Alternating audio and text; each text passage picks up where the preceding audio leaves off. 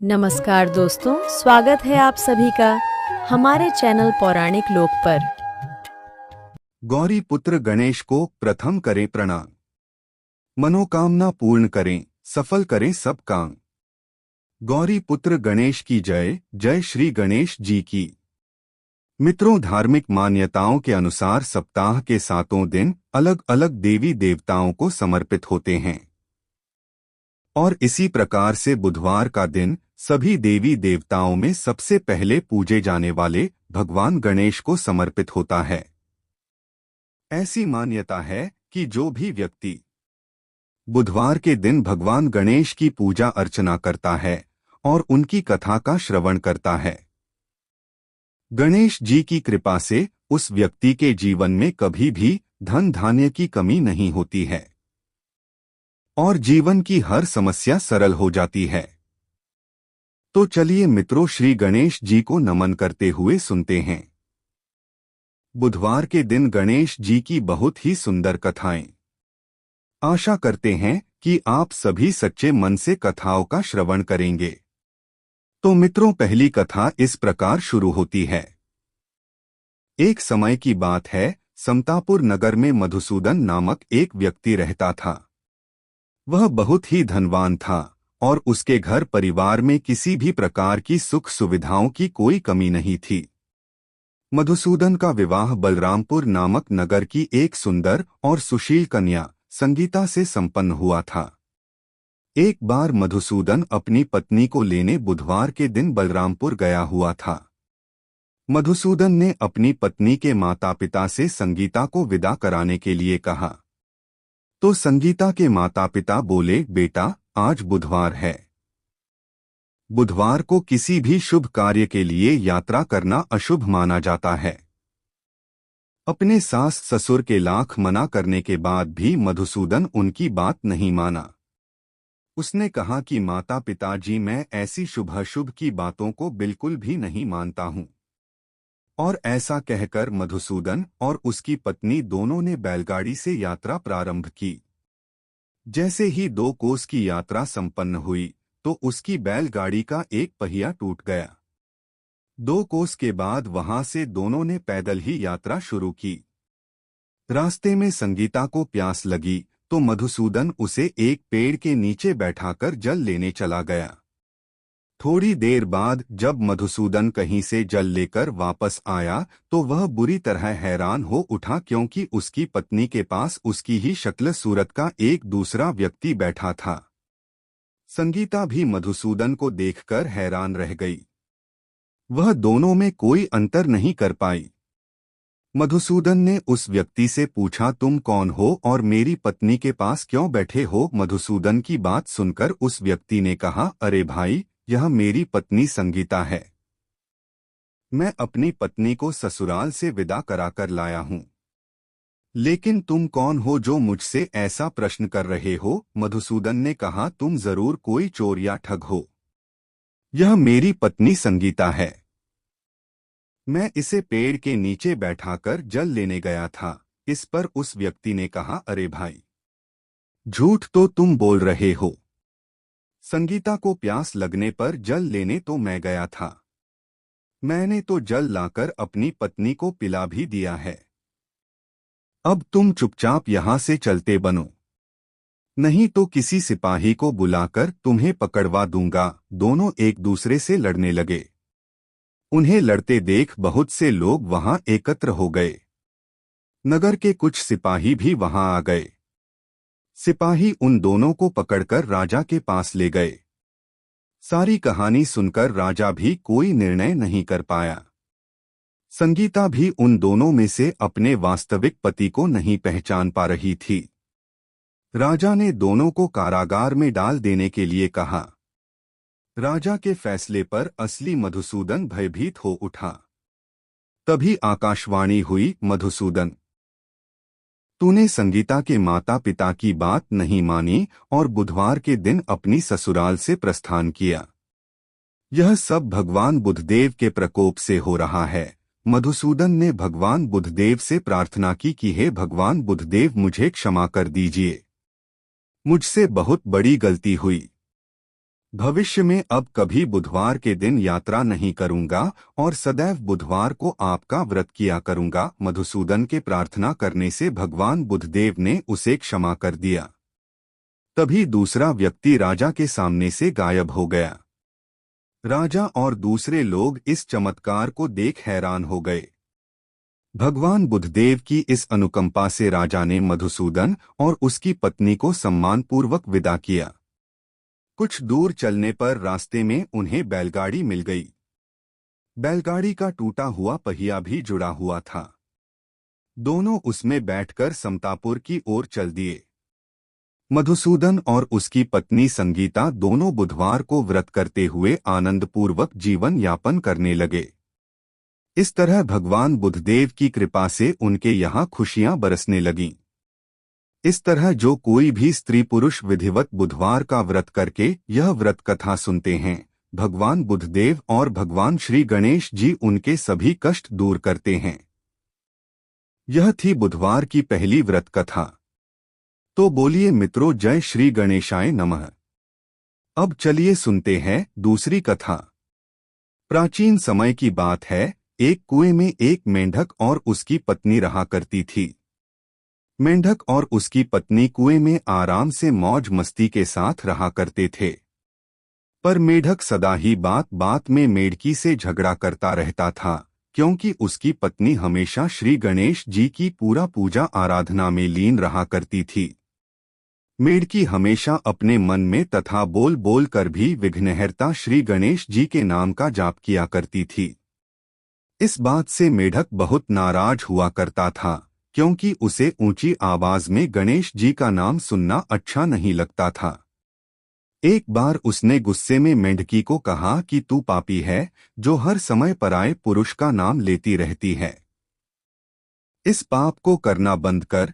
और उसने मेंढकी को धमकी भी दी कि यदि आज के बाद उसने विनायक जी का नाम लिया तो वह उसका सिर फोड़ देगा। एक दिन की बात है। कुएं पर राजा की दासी पानी लेने के लिए आता है, और जैसे वह कुएं में अपना बर्तन डालता है तो बर्तन में पानी के साथ साथ दोनों मेंढक और उसके पत्नी भी बाहर जाती है। अब दासी कुएं पर पानी भर के वह पानी के साथ साथ मेंढक मेंढकी को भी घर ले जाती है और एक बर्तन में पानी गर्म करने के लिए तैयारी करती है। दासी ने दोनों मेंढकों को पानी वाले बर्तन में डाल दिया और बर्तन को चूल्हे पर गर्म होने के लिए रख दिया। वह पानी तालाब से लाया गया था, इसलिए वह थोड़ा गंदा था और दासी को उसमें मेंढक मेंढकी दिखाई नहीं दिए। जैसे जैसे पानी गर्म होने लगा, दोनों मेंढक मेंढकी का शरीर जलने लगा। इस पर मेंढक की पत्नी ने मन ही मन श्री गणेश जी की पूजा अर्चना और नाम जाप शुरू कर दिया। मेंढकी को यह विश्वास था कि भगवान गणेश उसकी सहायता अवश्य करेंगे। अचानक ऐसा चमत्कार हुआ कि पानी चाहे कितना भी गर्म हो रहा था, लेकिन मेंढकी को कुछ भी महसूस नहीं हो रहा था। लेकिन इसके विपरीत उसने अपने पति से कहा, क्या तुम्हें सच में जलन हो रही है? मेंढक ने जवाब दिया, हाँ मुझे बहुत जलन हो रही है, क्योंकि पानी धीरे धीरे बहुत गर्म होता जा रहा था। अपने पति की ऐसी दशा देखकर पत्नी ने सलाह दी, तुम भी जल्दी से श्री गणेश जी का नाम जाप करना शुरू करो, देखना गणेश जी की कृपा से तुम्हें भी आराम मिलेगा। जान बचाने के लिए मेंढक ने भी श्री गणेश जी की पूजा शुरू कर दी और दोनों पानी में रहकर श्री गणेश जी की भक्ति में लीन हो गए। उनकी भक्ति से प्रसन्न होकर श्री गणेश एक बछड़े के रूप में प्रकट हुए और मिट्टी के बर्तन को लात मारकर गिरा दिया, जिससे गर्म पानी बाहर फैल गया और दोनों मेंढक मेंढकी की जान बच गई। अब तो दोनों मेंढक खुशी खुशी तालाब में लौट गए और उस दिन से अब वे अपना हर दिन भगवान गणेश की पूजा अर्चना में बिताने लगे और वे दोनों श्री गणेश जी के बड़े भक्त बन गए। कथा समाप्त हुई तो बोलिए गजानन महाराज की जय हो। हे गणेश जी महाराज, जैसा सुख आपने मेंढक और मेंढकी को दिया वैसा ही सुख सबको देना। कथा समाप्त हुई। बोलिए मित्रों, विघ्नहर्ता श्री गणेश की जय हो गजानन महाराज की। अब सुनते हैं तीसरी कथा। एक नगर में एक मालिन रहती थी। उस मालिन का एक अत्यंत ही सुंदर पुत्र था, परंतु किसी बीमारी के कारण उसके पति का स्वर्गवास हो गया था और अब वो अपने पुत्र और सास के साथ रहा करती थी। उस मालिन की सास अत्यंत ही कठोर हृदय की स्त्री थी और सदा ही अपनी बहू को कष्ट और पीड़ा देती थी। और इसी प्रकार से एक दिन सास ने गुस्से में आकर अपनी बहू और पोते को घर से निकाल दिया। कोई आश्रय न होने के कारण वे दोनों रोते चलते चलते एक जंगल में जा पहुंचे और वहां एक बड़े पेड़ के नीचे बैठ गए। वहां से थोड़ी दूर पर एक गणेश जी का मंदिर था। इस मंदिर में बहुत लोग रोज गणेश जी के दर्शन करने आते थे।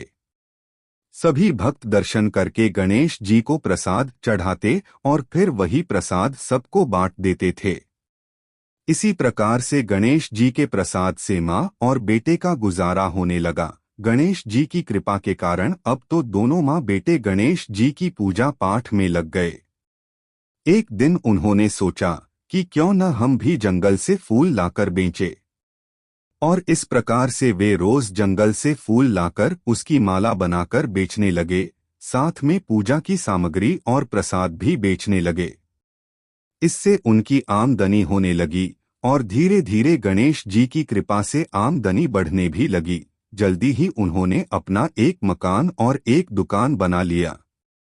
उस नगर के राजा की लड़की मंदिर में रोज पूजा करने आती थी। वो मालिन के बेटे को देखकर राजकुमारी उस पर मोहित हो गई और उससे विवाह करने की सोचने लगी। जब राजा की बेटी ने अपनी भाभी से मन की बात कही तो उसकी भाभी ने कहा, यह तो मामूली मालिन का बेटा है और तुम एक राजा की बेटी हो। यदि तुमने उससे विवाह किया तो हमारी बहुत बेइज्जती होगी। पर राजकुमारी अपनी बात पर अड़ी रही। उसने कहा, मैंने तो प्रतिज्ञा कर ली है कि विवाह उसी से ही करूंगी। और इस प्रकार भाभी ने घर जाकर सारी बात राजा को बता दी। राजा ने पुत्री की खुशी के लिए मना नहीं किया और विवाह के लिए तैयार हो गए। उन्होंने बड़े धूमधाम से बेटी का विवाह मालिन के बेटे के साथ कर दिया। मालिन ने सबसे पहले बेटे भू को गणेश जी के मंदिर में ले जाकर पूजा पाठ करवाया और गणेश जी का आशीर्वाद दिलवाया। इसके बाद पूरे नगर में यह बात फैल गई कि गणेश जी की पूजा करने से सब दुख कष्ट दूर हो जाते हैं। यह बात सुनते ही नगर के सभी लोग मंदिर आने लगे। मालिन और उसके बेटे की बिक्री और बढ़ गई। उधर उसकी सास के बुरे दिन आ गए। अन्नदाता उससे रूठ गए और वह भूखों मरने लगी। एक दिन वह रोती धोती उसी गणेश जी के मंदिर में आ पहुंची। वहां वह मालिन के बेटे से बोली, मैं भूखी हूँ, मुझे रोटी पड़ा दे दो बेटा, इसके बदले मैं तुम्हारा सारा काम कर दूंगी। लड़के को दया आ गई और उसे काम पर रख लिया, पर उसने अपनी दादी को नहीं पहचाना। जब मालिन घर आई तो उसने सास को पहचान लिया। वह सास से बोली, सासू जी आप यहाँ कैसे? सास ने पोते की तरफ इशारा करके कहा, मेरी इस सेठ के यहाँ नौकरी लग गई है। बहू बोली, यह आपका पोता है और यह घर भी आपका ही है, यह दुकान भी आपकी ही है। जब आपने हमें घर से निकाला तब गणेश जी ने हमारी रक्षा की। बहू की बात सुनकर सास बोली, मेरी करनी मैंने भोग ली। बहू बोली, सासू जी अब आप हमारे यहाँ रहो और पोते का सुख देखो। हे गणेश जी महाराज, जैसा सुख आपने मालिन को दिया वैसा ही सुख सबको देना। अब सुनते हैं गणेश जी की अंतिम कथा। एक नगर में एक बुढ़िया रहा करती थी। वह गणेश जी की परम भक्त थी। बुढ़िया हमेशा गणेश जी का व्रत रखती और गणेश जी की भक्ति में लीन रहा करती थी। एक दिन गणेश जी प्रकट हुए और उससे बोले कि मैं तुम्हारी सच्ची भक्ति और निष्ठा भाव से अत्यंत ही प्रसन्न हूँ। तुम जो चाहो मांग लो, आज तुम्हारी हर मन की मुराद पूरी होगी। इस पर बुढ़िया ने गणेश जी से कहा कि मुझे तो मांगना नहीं आता, मैं आपसे कैसे कुछ मांगू? आपने तो बिना कुछ मांगे ही मुझे सब कुछ दिया हुआ है। अब मेरी मांगने की आपसे कोई इच्छा नहीं। तब गणेश जी ने कहा कि तुम अपने बेटे और बहू से सलाह लेना और फिर कुछ मांग लेना। इस पर बुढ़िया ने अपने बेटे से कहा कि गणेश जी मेरी सच्ची भक्ति से प्रसन्न हुए हैं और उन्होंने ने मुझे कुछ मांगने को कहा है। मैं गणेश जी से क्या मांगू? बुढ़िया के बेटे ने यह सुनकर कहा कि माँ धन मांग ले। जब बुढ़िया ने अपनी बहू से पूछा कि पुत्री गणेश जी ने मुझे कुछ मांगने को कहा है, मैं उनसे क्या मांगू, उसकी बहू ने कहा कि माँ नाती मांग ले। बुढ़िया ने पड़ोस के लोगों से भी इस बारे में पूछा तो उन्होंने कहा कि धन और नाती का तुम्हें क्या लाभ है? तुम अंधी हो, अपने लिए गणेश जी से आंखों की रोशनी मांग लो। इसी प्रकार से बुढ़िया सबकी सलाह लेकर रात में सो गई। बुढ़िया जब अगले दिन उठी और गणेश जी की पूजा की तो इस समय गणेश जी फिर से प्रकट हुए। बुढ़िया ने गणेश जी से कहा कि आप अगर मुझसे प्रसन्न हैं तो 9 करोड़ की माया दो, निरोगी काया दो, अखंड सुहाग दो, आंखों की रोशनी दो, नाती और पोता दो, सुख और समृद्धि दो और जीवन के अंत में मोक्ष दो। इस पर गणेश जी ने कहा कि बुढ़िया माँ, तुमने तो मुझे ठग लिया, लेकिन जाओ तुम्हारी सब मनोकामनाएं पूरी हों। और ऐसा कहकर गणेश जी वहां से चले गए। इस तरह गणेश जी की कृपा से बुढ़िया को सब कुछ प्राप्त हो गया। मित्रों, यह थी गणेश जी की कथा महिमा। बोलिए जय श्री गणेश जी की।